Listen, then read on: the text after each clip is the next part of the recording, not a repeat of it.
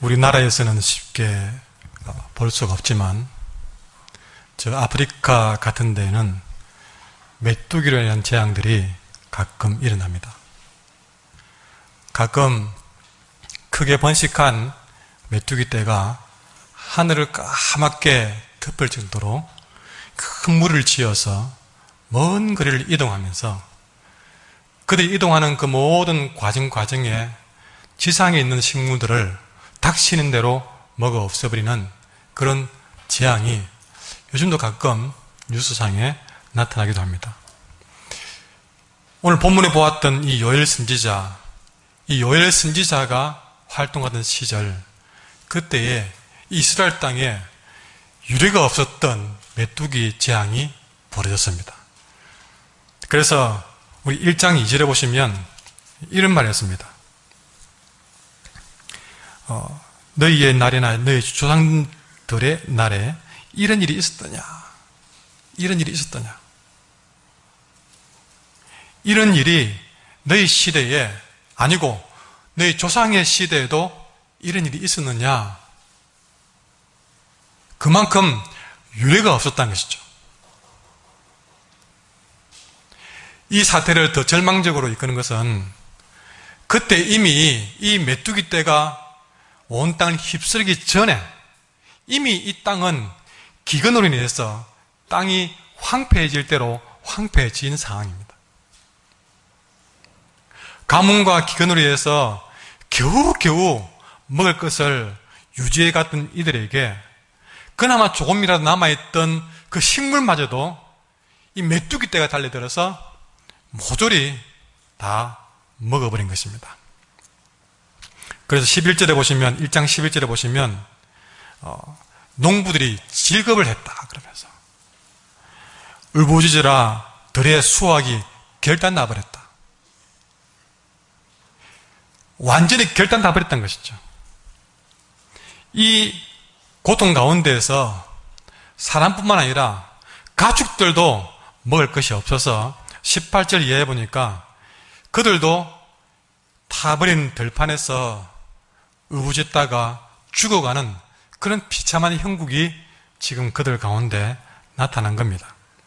인간들뿐만 아니라 짐승들까지도 그렇게 비참하게 죽어가는데 이 불행의 정점은 어디 있느냐? 그냥 굶어 죽는다 한 정도가 아니라 하나님께 드릴 재물조차도 없는 그런 상황이 되었다는 것입니다. 이것을 두고 오늘 성경 1장에 보시면 8절 9절에 너희는 처녀가 어렸을 때에 약혼한 남자로 말미암아 굵은 배로 동이고 애국함같이 할지어다 이런 말을 했습니다. 무슨 말이냐면 약혼을 했는데 이제 결혼할 꿈을 안고 그렇게 약혼자와 함께 꿈에 부풀어 있는데 갑자기 그 멀쩡한 약혼자를 잃어버린 것처럼 그들은 하나님께 예배하는 것을 다 빼앗겨버렸다는 사실입니다. 이들은 하나님께 예배하는 것을 약혼에 비교했습니다.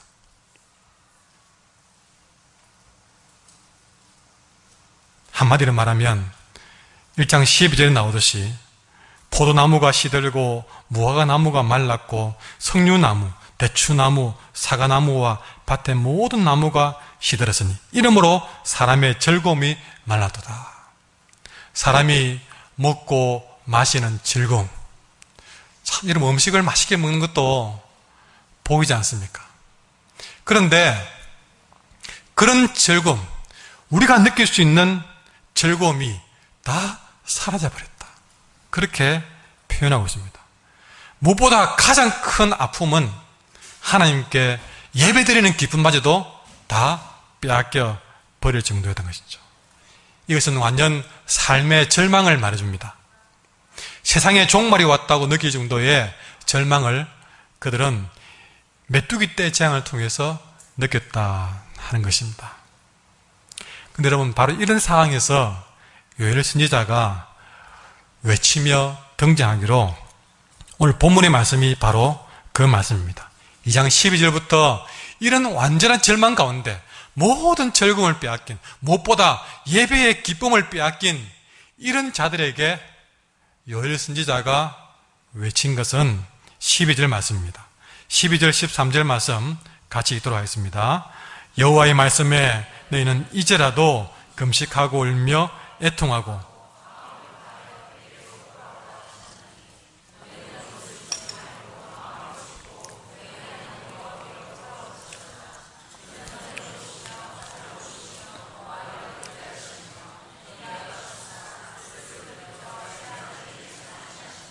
14절은 제가 읽겠습니다.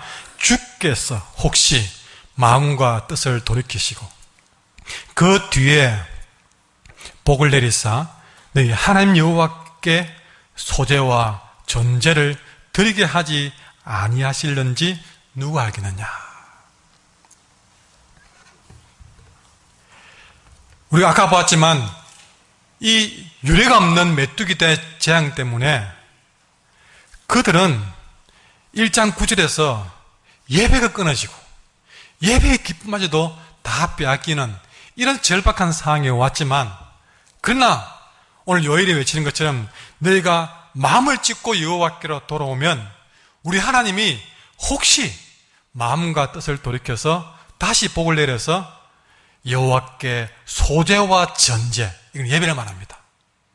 소제와 전제를 드리게 하지 않겠는가, 예배를 다시 회복할 수 있도록 하지 않겠느냐, 누가 그것을 알겠느냐라고 말씀하신 것입니다. 여러분, 이스라엘 땅 유례가 없는 메뚜기 떼 재앙으로 살아가는 즐거움, 예배 드리는 기쁨까지 잃어버린 이 백성들에게 오늘 여호와의 선지자 요엘은 무엇을 말하고 싶었던 것일까?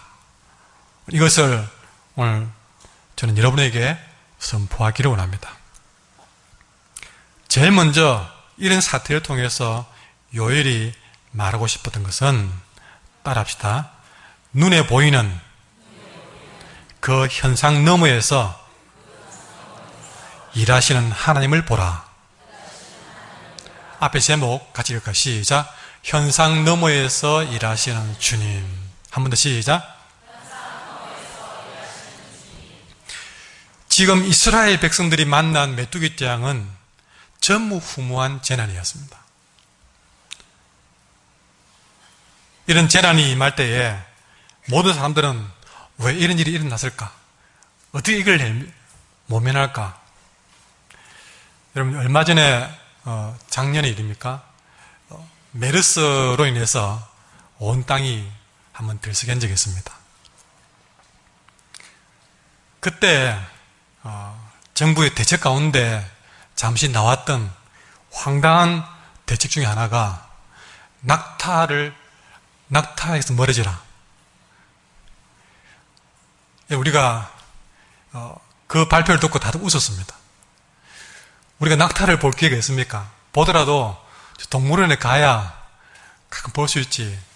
평생 살면서 낙타 볼 도 없는 우리들에게 정부가 내놓은 대책이란 것이 낙타를 멀리하는 것이에요.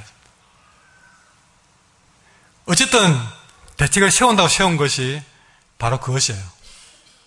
낙타 때문에 그런 병이 돈다고 그러니까 낙타를 멀리하면 된다는 것이었습니다. 그런데 우리는 이걸 두고 웃었지만 사실은 우리 일상 속에서도요, 그에 못지않는 행동들을 많이 하거든요. 어떤 내 눈에 어떤 일이 생겼을 때에 그 문제를 대처하는 우리의 방식이 낙타를 피하라는 정도의 대책을 우리는 자주 하는 사람들입니다. 한마디로 그들을 우리가 보고 웃을 우리가 아니란 것이죠. 조금 우리가 경제적 문제를 만나면 이 돈을 좀 더 벌 수 있는 방법이 없을까? 로또를 구입할까? 아니면 이런 생각을 우리가 제일 먼저 하지 않습니까? 그거나 저거나 하나도 다를 바가 없던 것이죠. 어떤 일이 발생되었을 때에 우리는 눈에 보이는 대책을 찾으려고 합니다. 오늘 이스라엘 백성들이 메뚜기 떼 재앙을 만났는데, 이들이 만난 메뚜기 떼, 이 메뚜기 떼는 그냥 단순한 메뚜기 떼가 아니었고, 요엘이 하는 얘기가 뭐냐면 너희들이 만난 이 메뚜기 떼는 그냥 메뚜기 떼가 아니고 하나님이 지휘하는 여호와의 군대를 생각하는 메뚜기 떼다 하는 것을 말씀해 주고 있습니다. 오늘 성경을 자세히 보시면 여러분 이 메뚜기 떼에 대해서 2장에서 요엘은 상세히 설명하고 있는데 지금 이스라엘 농토를 닥치는 대로 휩쓸고 다니는 이 메뚜기 떼가 자세히 보니까 마치 잘 훈련된 군대처럼 일사불란하게 움직이더라는 것입니다. 사람들은 그냥 메뚜기 떼를 보고 아이고 어떻게 할까 어떻게 막을까 하는 생각만 했지만 요엘은 그 메뚜기 떼를 조금 더 자세히 보니까 그냥 메뚜기 떼가 아니었던 것이죠. 그것을 오늘 기록해놨는데 4절 이하에 보시면 4절에는 뭐라고 했냐면 마치 그 메뚜기 떼가 기병들이 달리는 것처럼 보였다 것이죠. 저 로마에 잘 훈련된 기병들이 말을 달리고 전진해 가는 것처럼 보였다. 5절에는 직접 말합니다. 강한 군대가 줄을 벌리고 싸우는 것 같았다. 아주 엄청난 군대가 줄을 딱 전열을 잘 갖추어서 착착착착 하면서 위험을 떨치며 전진해가는 큰 군대처럼 보였더라. 무엇이요? 메뚜기 떼가. 7절에서는요, 이들은 그냥 움직이는 것이 아니었습니다. 용사처럼 공격합니다. 무사들처럼 성벽을 기어 올라갑니다.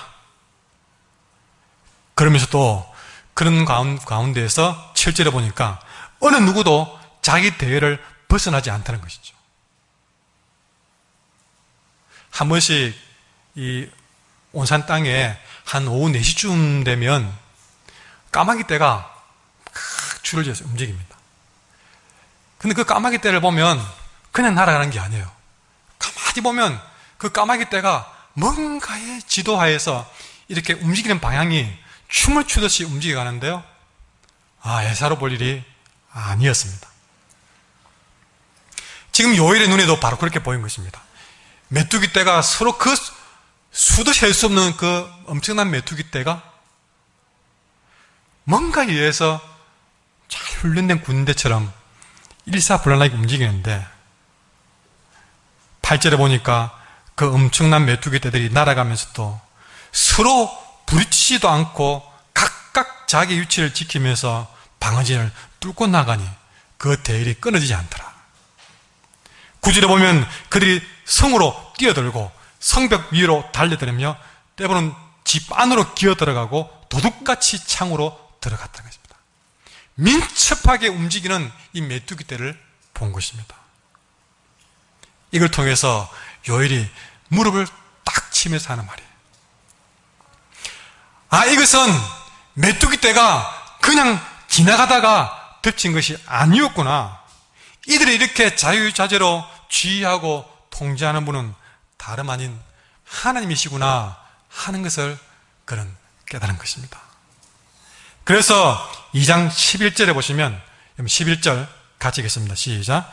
여호와께서 그의 군대 앞에서 소리를 지르시고 그의 진영은 심히 크고 그의 명령을 행하는 자는 강하니 여호와의 날이 크고 심히 두렵도다. 당할 자가 누구이랴. 드디어 요엘의 눈을 확 뜨게 만든 것은 그들을 호령하고 큰 음성으로 그 메뚜기 떼 군대를 지휘하시는 여호와를 본 것입니다. 그 메뚜기 떼 너머에서 일하시는 주님을 본 것입니다. 그의 명령을 따르는 메뚜기 떼의 군대는 어마어마하게 막강했습니다. 누가 감히 그들을 견뎌낼까? 아무도 그들을 막아낼 자가 없다. 아무도 그를 막아낼 자가 없다고 했을 때 이 요엘의 말은 메뚜기 떼가 그만큼 강하다는 것이 아니라 하나님이 지휘하신다면 저 메뚜기 떼를 누가 감당하겠느냐 하십니다. 그들은 전차를 갖춘 로마 군병이 아니었습니다. 그냥 한갓 메뚜기 떼였습니다. 그런 메뚜기 떼도 하나님이 지휘하실 때는 아무도 감당할 수가 없다는 것입니다. 당할 자가 누구이라. 여러분, 여기서 하나님은 말씀하십니다.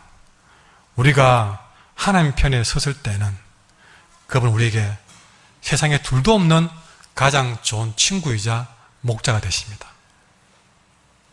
그러나 그 반대의 경우 우리가 하나님을 대적하는 자리에 섰을 때는 여러분, 우리가 도무지 당해낼 수 없는 엄청난 대적이 된다는 사실을 오늘 본문을 말씀해 주고 있습니다. 이것은 매우 놀라운 통찰인데, 이 요엘 선지자는 메뚜기를 보면서 메뚜기 그 자체를 본 것이 아니라 그 너머에 하나님을 봤다는 것입니다. 이것은 마지막 시대를 살아가는 우리들에게 매우 중요한 메시지가 된다는 사실을 깨달아야 됩니다. 여러분, 제가 얼마 전에 어디 주차장에 주차를 할 때가 있었는데요. 그 주차장의 구조는 이 끄트머리가 조금 난간으로 좀 높은 데 되어 있어가지고 하여튼 그쪽으로 주차를 하게끔 되어 있었습니다. 저는 뭐 평소 하듯이 후진 주차를 했습니다. 후진 주차를 하면서 그 끝이 평지가 아니고 좀 낭떠러지이기 때문에 좀 후진에 들어가면서 굉장히 주의를 했습니다. 그래서 차와 차 사이를 이렇게 비집고 들어가면서 주차를 하면서 뒤도 옆도 조심조심 하면서 주차를 하는데요. 갑자기 저는 천천히 이렇게 악셀을 가지고 브레이크를 가지고 조절해 가면서 조금만 더 가겠다고 생각 가지고 주차를 하는데 갑자기 제 차가 급속도로 뒤로 확 쏠리는 겁니다. 마치 어떤 비탈길에서 브레이크 없이 그냥 막 확 쏠리듯이 급발진하듯이 차가 뒤로 확 쏠리는데 온몸에 힘이 들어가면서 머리가 쭉 빗으면서 큰일 났구나 싶은 생각이 드는 거예요. 그러면서 나도 모르게 브레이크를 꽉 밟았습니다. 엄청 강하게 밟았습니다. 아니 여러분, 그런데도 제 차가 브레이크를 분명히 밟았는데 불구하고 차가 더 뒤로 확 쏠리는 겁니다. 저도 모르게 차 안에서 쫙 그랬습니다. 쫙 하고 했는데 제가 정말 그 순간 가장 절박한 목소리로 주님을 외쳤습니다. 근데 여러분, 그렇게 주여 외치는 순간 황당한 거는요, 저 차는 이미 서 있었고 제 옆에 있는 차가 나가는 거였습니다.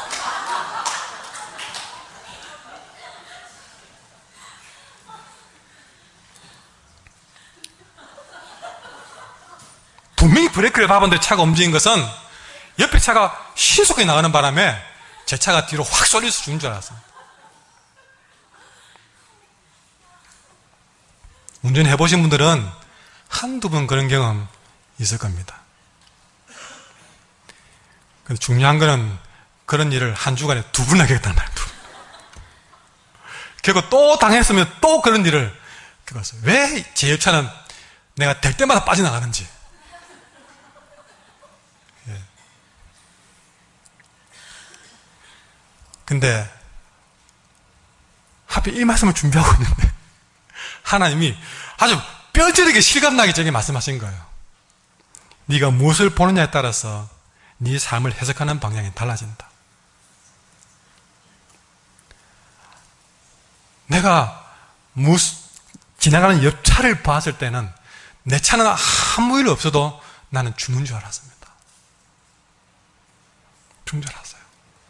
이거는요, 뭐 잊을 수 없는 제게 사건이었습니다. 아주 확실하게 제게 새겨주시는 그런 메시지였습니다. 엄청난 메뚜기 떼 재앙 앞에서 사람들은 그들의 논밭들을 쑥대밭으로 만드는 메뚜기 떼만 보았습니다. 그러나 선지자 요엘은 메뚜기 떼를 본 것이 아니라 그 메뚜기 떼가 행하는 그 너머에서 역사하시는 하나님을 본 것입니다. 우리가 사는 곳에는 이처럼 보이는 것도 있고 보이지 않는 것도 있습니다. 중요한 것은 내 눈에 보이는 것 현상이 전부가 아니라는 사실이죠. 제가 보았던 것처럼 내 눈에 본 것이 그 순간은 전부인 줄 알았습니다. 그러나 제 차가 처한 위치만 알았다면 저는 그렇게 놀라지도 두려워하지도 않았을 것입니다. 우리는 내 눈에 보이는 현상이 전부가 아니라 보이지 않는 것들, 본질을 볼 수 있는 안목과 판단이 필요하다는 사실을 오늘 말씀은 이 요일을 통해서 전해주고 있습니다. 여러분, 눈에 보이는 현상이 아니라 그 현상을 일으키는 뿌리를 살필 줄 아는 저와 여러분이 되어야 될 줄 믿습니다. 오늘 요일 신자는 메뚜기떼가 쑥대밭을 만드는 현상을 보면서 그 원인이 무엇인지 사람들에게 알려주기를 원했습니다. 무엇보다 그 배후에 하나님이 일하고 있다는 사실을 사람들에게 말해주기를 원했던 것입니다. 여러분, 우리가 살아가면서 마치 메뚜기떼를 만난 것처럼 내가 감당하지 못할 어떤 어려운 일들을 만날 수 있습니다. 자녀의 문제가 마치 메뚜기떼를 만난 것처럼 속속 묻히게 수 있습니다. 어떻게 할까? 내 건강 문제가 이미 고무줄이 터진 것처럼 도무지 내가 어떻게 해볼 수 못한 그런 지경으로 건강 문제가 잘못될 수도 있고, 때론 나의 재정적인 문제가 그동안에 아끼고 좀 조절하면서 했던 것조차도 이제는 소용이 없는 정도로, 또는 많은 빚으로, 때는 부도로 큰 어려움에 빠질 수가 있습니다. 마치 메뚜기떼를 만난 것처럼. 그러나 그럴 때에 우리가 이스라엘 백성들처럼 그 현상만을 보고 있다면 우리는 아무런 답도 찾지 못하고, 제가 경험했던 것처럼 오히려 그때부터 말로 다 하지 못할 두려움과 절망으로, 심지어는 예배의 기쁨마저도 빼앗긴 채로 이 자리에 교회 예배를 참석했음에도 불구하고 예배의 기쁨을 다 빼앗긴 사람처럼 넋을 잃고, 내가 왜 그런 일을 당했을까? 나는 내게 왜 그런 어려움이 왔을까? 내가 무엇을 잘못했기에 그러면서 예배에 집중하지 못하고 여러분은 예배를 빼앗긴 자로 있을지 모릅니다. 이유는 무엇일까요? 현상만 보기 때문에, 내게 일어난 그 사건만 보기 때문에, 그 현장 너머에서, 그 사건 너머에서 일하시는 주님을 바라보지 못하기 때문에 우리는 그 큰 두려움과 염려와 근심 속에서 벗어나지를 못하는 것입니다. 우리는 내 주위에서, 내 삶에서 일어나는 현상을 보면서도 그 현상을 뛰어넘는 안목이 필요합니다. 그 이면에 역사하시는 하나님을 볼 수 있어야 됩니다. 어떤 사건이 일어났을 때에 그 배후에 일하시는 하나님을 볼 수만 있다면 우리는 내 눈에 일어난 이 사건에 매이지 않고 우리는 다시 일어날 수가 있는 것입니다. 오늘 본문에도 12절부터 돌아오라, 이제라도 돌아오라, 그러면 뜻을 돌이키겠다 말씀하시는 것은 다시 일어나는 것이죠. 아무리 메뚜기떼 재앙을 당했어도 일어날 수 있다. 그러나 메뚜기떼 재앙 그 현상을 보면 못 일어나지만 그 배후에서 일하시는 주님을 보면 우리는 다시 이제라도 일어날 수 있다는 것이 오늘 요엘 선지자가 말씀해 주시는 것입니다. 사실은 이런 말씀을 드리는 저도 그래, 이렇게 살아야 되는 줄 압니다. 그러다가 또 내 눈앞에 어떤 큰 문제가 탁 들닥치면 하나님을 잊어버리고 현상에 내 마음을 빼앗길 때가 많습니다. 그러면 어김없이 제 마음 가운데는 여러분 염려 근심밖에 찾아오지 않습니다. 그럴 때 우리는 눈에 보이는 현상을 해결하기 위해서 그 현상에 대처하는 것도 눈에 보이는 방법으로만 문제를 찾아가면 우리는 절대 답을 찾지 못하고 더 그 문제는 어려워질 것입니다. 그럴 때에 여러분 우리는 오늘 주신 말씀을 기억하고, 그래, 이 현상 너머에서 일하시는 주님 바라보면 그 주님이 내게 무엇을 원하시는가를 알게 되면 우리는 어떤 어려움도 충분히 타개해 갈 수 있는 여러분 뚫린 길을 여러분 발견하게 될 줄 믿습니다.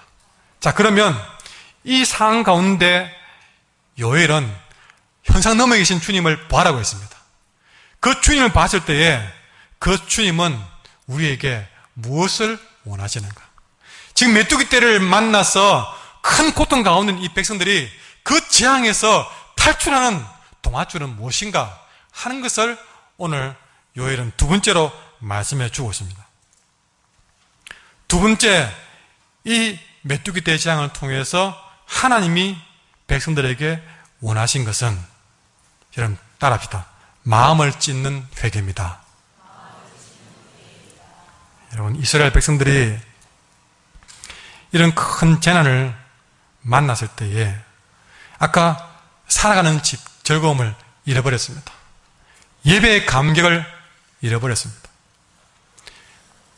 그러나 그런 이스라엘 백성들에게 주님께서 말씀하신 것은 끊임없이 그들이 돌아오기를 원한다는 메시지였습니다. 그래서 1장부터 우리가 자세히 보시면 끊임없이 주님이 선포하신 내용은 회개와 금식이었다는 사실이죠. 자, 1장 볼까요? 1장 5절. 취하는 자들아, 너희는 깨울지어다. 너희는 깨어 울으라고 그럽니다. 그리고 1장 8절에 굵은 배를 동이고 애곡함같이 할지어다. 1장 13절에도 굵은 베옷을 입고 밤이 새도록 누울지어다.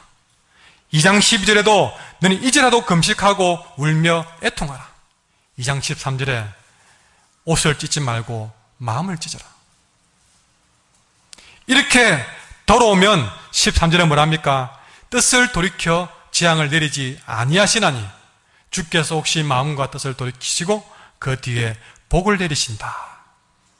여러분, 우리 주님이 이런 메뚜기 떼 재앙을 통해서 그들에게 원했던 것은 그들의 죄에서 회개하고 돌아오는 것이었습니다.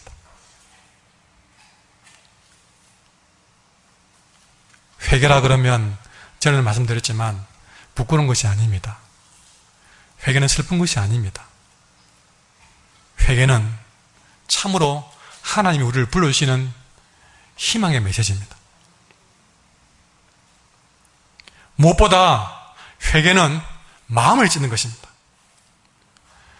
우리가 주님 앞에 죄인임을 인정하고 내 마음을 찢는 것, 그 마음을 찢기만 한다면 그 찢어진 마음은 주님께서 아물게 하실 줄 믿습니다. 그 찢어진 마음을 주님께서 받으실 줄 믿습니다. 시편 51편 17절에 보니까 찢어진 마음이야말로 주님이 원하시는 예배라고 말씀하고 있습니다. 여러분, 이것이 바로 주님이 우리에게 현상 너머에서 우리에게 요구하시는 메시지입니다. 각자가 처한 환경이, 현상이 다를 수 있습니다. 각자가 만난 메뚜기 떼가 다를 수 있습니다. 각자가 기도하는 소원들이 다를 수 있습니다. 그러나 상황과 현상은 다르지만 우리 모두에게 원하시는 주님의 해답은 한 가지였습니다. 우리가 가야 될 길은 한 가지입니다. 내 마음을 찢고 주님께 돌아가는 것입니다. 그러면 어떤 현상 가운데 있더라도 찢어진 그 마음은 주님께서 받으시고 주님께서 아물게 할 줄 믿습니다. 하나님은 이렇게 상하고 찢어진 마음, 자신의 죄를 통해 자복하는 마음, 그렇게 자신의 마음을 찢어내고 내 안에 있는 온갖 더러운 것들을 쏟아내고 난 다음에 그 쏟아낸 빈자리에다가 하나님의 평안으로 채우는 자를 주님은 우리에게 반겨주고 계신 것입니다. 세상이 혼란스럽고 온갖 소문들은 우리를 절망케 합니다. 엎친 데 덮친 격으로 메뚜기 떼의 공격을 당한 것처럼 참 이 땅의 경제적인 상황, 영적인 상황이 엄청난 기근 가운데 있습니다. 우리의 삶의 안팎을 송두리째 흔들어대는 이 많은 어려운 가운데서도 오늘 요엘 선지자를 통해서 주님은 담배와 같은 이 문제를 돌파할 수 있는 비결을 말씀해 주시는데 내게로 다시 돌아오라 하는 메시지입니다. 따라합시다. 돌아와야 될 때가 있습니다. 한 번 더 시작. 예, 돌아와야 될 때가 있습니다. 더 이상 우리가 지치고 공고해지기 전에, 해가 지기 전에 우리는 돌아와야 됩니다. 아이들이 신나게 놀다가도 해가 지면 집으로 돌아갑니다. 우리 인생도 내 뜻대로 내 마음대로 재미있게 여러분 놀아봤다면, 여러분이 지금 40이 되도록 50이 되도록 내 생각대로 한번 살아봤다면, 아이들이 마당에서 마음대로 뛰놀듯이 한번 내 마음대로 한번 살아봤다면, 그렇게 놀아봤다면 이제는 주님께 돌아와야 될 때가 되지 않았겠습니까? 이제 우리의 마음을 바로잡고 주님을 예배할 때가 되지 않았습니까? 이제 우리도 하나님을 향해서 나가야 될 때가 되지 않았습니까? 이제라도 성령에 좀 사로잡혀서, 말씀에 사로잡혀서 믿음으로 살아볼 때가 되지 않았습니까? 그렇게 믿음 가운데 성령으로 충만해서 세상을 이겨볼 때가 되지 않았냐 것입니다.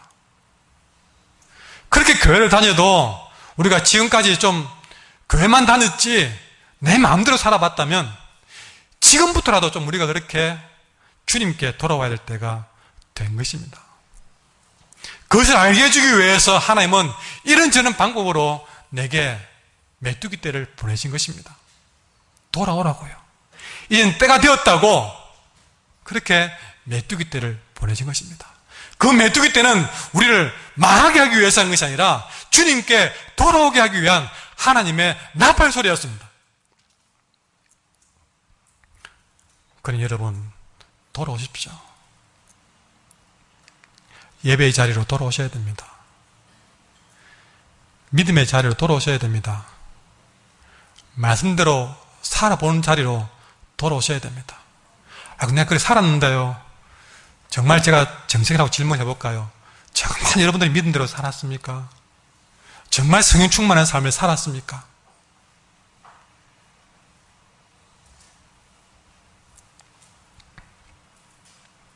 그러나 돌아오는 것도 내가 돌아온다고 되는 게 아닙니다.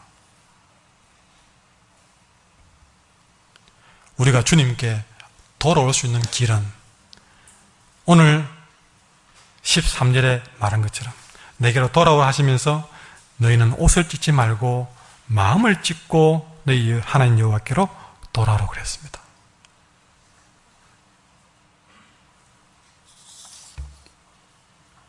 하나님은 우리를 회복할 준비가 다 되어 있습니다. 그러나 그렇게 아무리 회복할 준비가 다 되어 있어도 내가 마음을 찢고 주님 앞에 돌아오지 않으면 아무것도 시작할 수가 없다는 것입니다. 지금까지 내 마음대로 살았는데 그 마음을 찢지 않고 주님께 돌아오는 길은 없다는 것입니다. 내 마음대로 살다가 얻은 것은 결국 그래봐야 다 삶의 기쁨 다 빼앗겨버렸고, 내 마음대로 살다가 결국 얻은 것은 예배도 신앙도 다 빼앗기는 인생이 되고 말았습니다. 그러다가 뜻하지 않는 메뚜기 떼를 만나서 오도가도 못하는 신세가 되었습니다. 그러나 그게 끝이냐? 아니다. 내가 지금이라도 마음을 찢고 회개하고 돌아오면 잃어버린 삶의 기쁨도 잃어버린 예배의 감격도 충분히 회복할 준비가 다 되어 있다.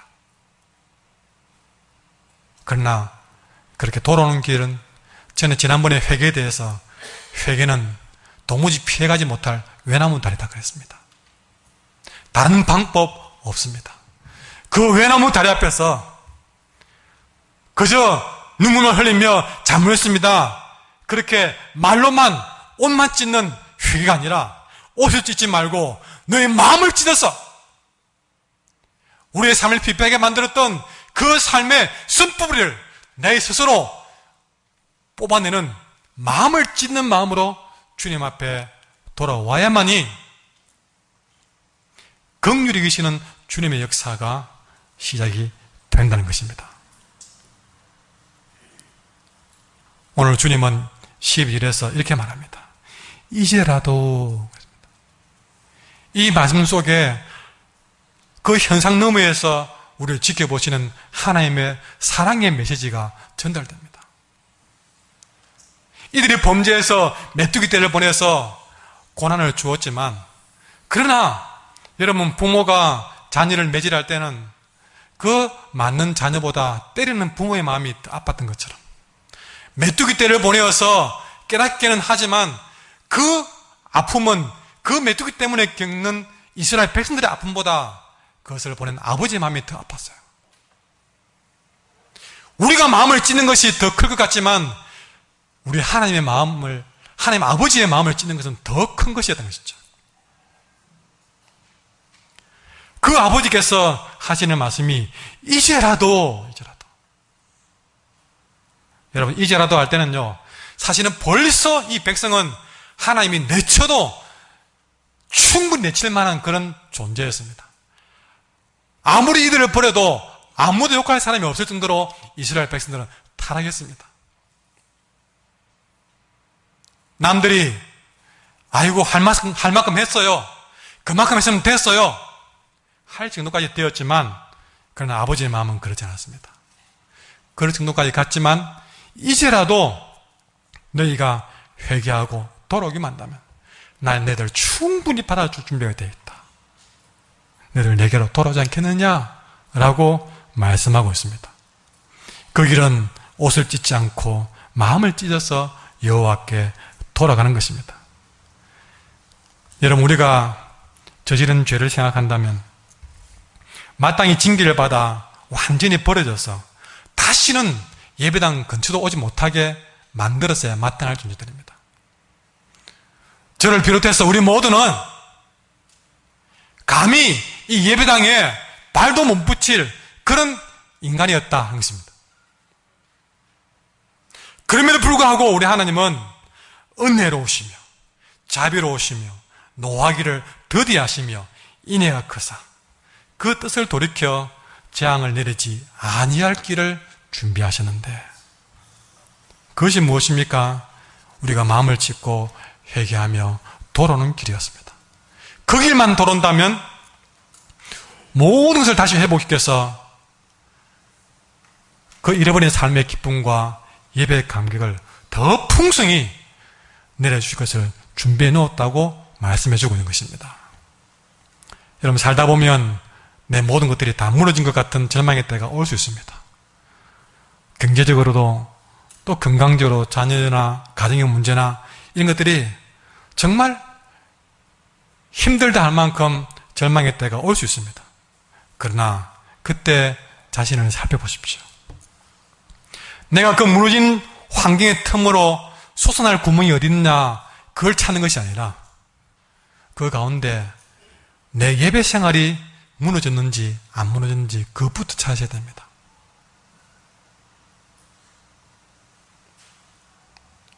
따라합시다. 다 무너져도 예배가 안 무너지면 살 수 있습니다.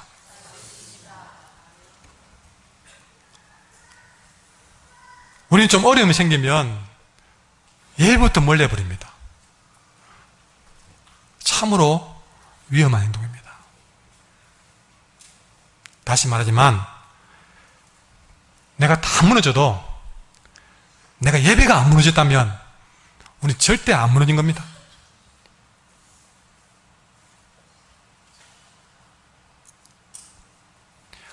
예배가 안 무너진다면 우리는 분명히 살 수 있는 길이 있습니다.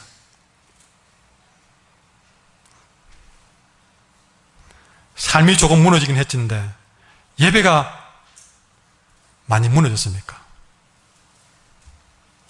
그거는 대실패인 것입니다. 시험 통과를 못한 것입니다. 여러분이 조금밖에 안 무너졌다고 좋아하지 마십시오. 남들 다 어려운데 우리 집은 별 문제 없다고 좋아하지 마십시오. 예배가 무너졌다면 여러분은 이미 큰 시험에 든 겁니다.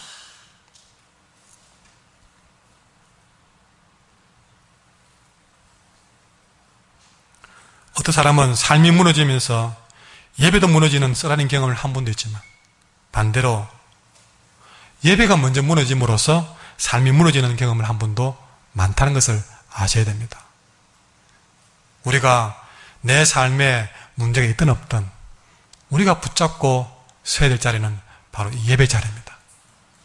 이 예배 자리만 우리가 든든히 지켜낼 수 있다면 내 삶에서 어떤 문제가 와도 우리는 그 삶의 문제를 돌파해 나갈 수가 있습니다.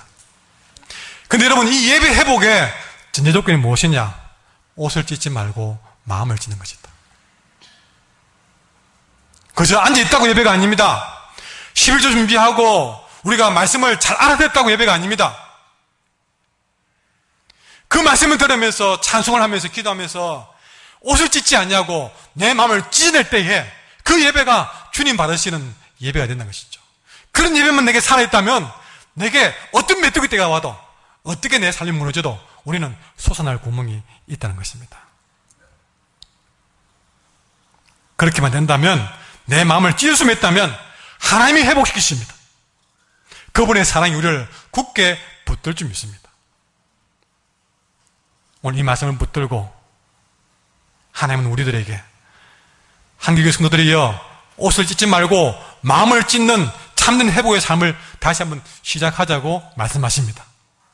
이제라도, 지금까지 못했지만 정말 이제라도 금식하며 애통함으로 내 마음을 다해서, 내 마음을 찢는 회개를 통해서 주님께로 돌아온다면 다시 우리들에게도 하나님께 드릴 것이 많아지는 풍성한 예배가 될 줄 믿습니다. 무엇보다 한 걸음만 더 나가서 오늘 본문의 말씀을 보시면 15절부터 너희는 시온에서 나팔을 불어 거룩한 금식일을 정하고 성회를 소집하라고 그럽니다. 그렇게 나팔을 불어서 금식일을 정하고 성회를 소집하라. 무슨 말입니까?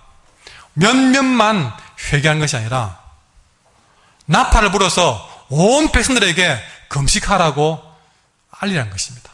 그래서 16절에 보시면 백성들을 모아서 그 모임을 거룩하게 하되 장로들을 모으고 어린이를 모으고 젖먹는 자를 모으고 신랑도 방에서 나오게 하고 신부도 신방에서 나오게 하고 여호와를 섬기는 제사장들도 낭실과 제단 사이에서 울으라. 따라합시다. 하나님은 함께 회개하기를 원하십니다. 여러분, 세상에 갈수록 개인주의가 성행해 갑니다. 그러나 세상이 그럴수록 우리는 더욱더 주 안에서 나눌 수가 없는 하나의 공동체임을 더 깨달아야 될 줄 믿습니다.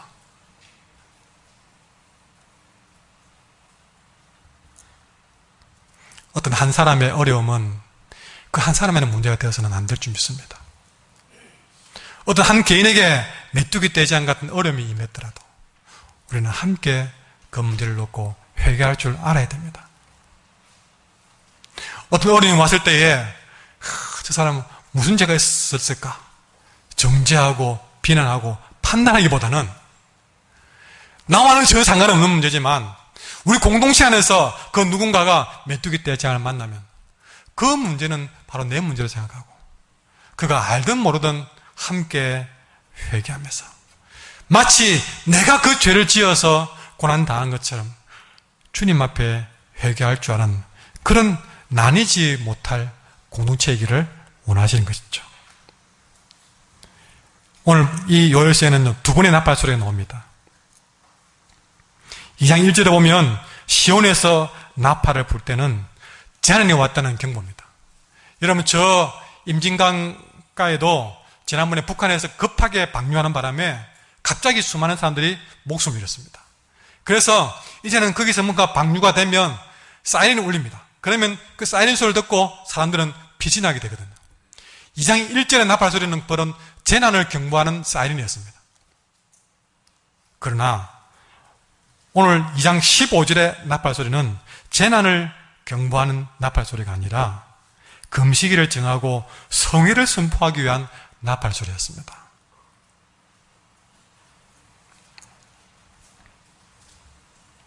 우리가 어떤 어려움이 있을 때에 누가 어려움을 당했더라 기도할 일이 있더라. 여러분, 그 재난을 알리는 나팔 소리는 사랑하는 마음으로 알리셔야 됩니다. 누가 어떤 어려움을 당했다 할 때에 내가 어려움을 당한 것처럼 진짜 사랑하는 마음으로 그 아픔을 걱정해 줘야 됩니다. 그리고는요, 두 번째 나팔을 불 줄 알아야 됩니다. 첫 번째는 그 아픔을 서로가 같이 공감하는 마음으로 알려줘야 되고, 그런 나팔 소리가 아니라 그저 그랬다며 저랬다며 그런 식의 이야기들은 없어져야 되고, 그 아픔을 내 아픔을 얘기하는 그런 나팔 소리는 불려져야 됩니다. 서로 그런 아픈 상황들을 기도하면서 나눌 줄 알아야 됩니다. 중요한 것은 두 분이 나팔입니다. 그런 문제 있을 때에 우리 기도하자. 기도의 나팔 소리, 함께 기도하자는 이 기도의 나팔 소리가 이 백성을 살리는 길인 줄 믿습니다. 세상에는 개인주의가 끊임없이 번져갑니다. 그러나 심판의 날이 점점 다가올수록 이 심판을 견디기 위해서는 하나님의 은혜와 하나님의 긍휼하심을 서로 소망하는 주의 백성들이 그럴 때일수록 더더욱 함께하는 마음들이 필요하다는 것이죠. 개인적으로도 주님의 일을 감당해야 되지만 하나님은 하나님의 백성들이 하나 되어서 그 문제를 돌파하는 것을 더 크게 기뻐한다는 것입니다. 이런 회개의 나팔 소리가 우리 한길교회에서 울려 퍼지기를 원합니다. 이 나팔 소리는 귀가 있는 사람이라면 누구나 들을 수 있는 소리였습니다. 함께 듣고 함께 같은 생각을 하고 같은 기도를 하자는 것이었습니다. 아니나 다를까 속죄일 전에 나팔질이 있었던 것도 바로 그런 의미입니다. 먼저 온 땅에 나팔을 불면서 그렇게 함께 동참했을 때에 온전한 속죄가 이루어진 것입니다. 여러분, 우리 한길교회도 어떤 어려움을 당한 자가 그 홀로 그 문제를 감당하게 내버려 두는 것은 우리가 할 일이 절대 아닌 줄 믿습니다. 오늘 내 문제가 없더라도 옆에 우리 형제가 지쳐나가는 그 모든 문제를 놓고 우리가 함께 기도합시다 라고 나팔을 울릴 때 우리 모두는 그 문제를 가장 먼저 기도할 줄 알아야 됩니다. 그래야만 우리 모두가 사게 될 줄 믿습니다. 이것이 메뚜기 때 현상을 통해서 그 너머에서 일하시는 하나님의 뜻인 줄 믿습니다. 세상이 더욱 어려질수록 우리 한길교회는 더더욱 주 안에서 이 기도의 나팔을 불며 하나 되어 가기를 간절히 소망합니다. 재난은 언제나 고통스럽습니다. 그러나 하나님께서는 우리가 심판받기를 원하지 않는다는 사실을 오늘 말씀을 통해서 깨닫게 주었습니다. 그러므로 너희는 옷을 찢지 말고 마음을 찢고 하나님께로 돌아올지어다. 그는 은혜로우시며 자비로우시며 노하기를 더디하시며 인애가 크시사 뜻을 돌이켜 재앙을 내리지 아니하시나니. 여러분, 우리가 만난 그 메뚜기 때 재난은 결국 하나님을 만날 수 있는 중요한 기회가 될 줄 믿습니다. 지금 있는 우리의 죄 현장에서 떠나서 진정한 삶을 누리기를 원하시는, 예배의 삶을 회복하기를 원하시는 하나님의 뜻을 깨닫는 기회가 되기를 간절히 소망합니다.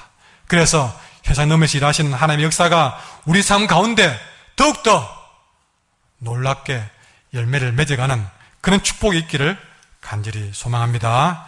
오늘 말씀을 생각하며 찬양하겠습니다.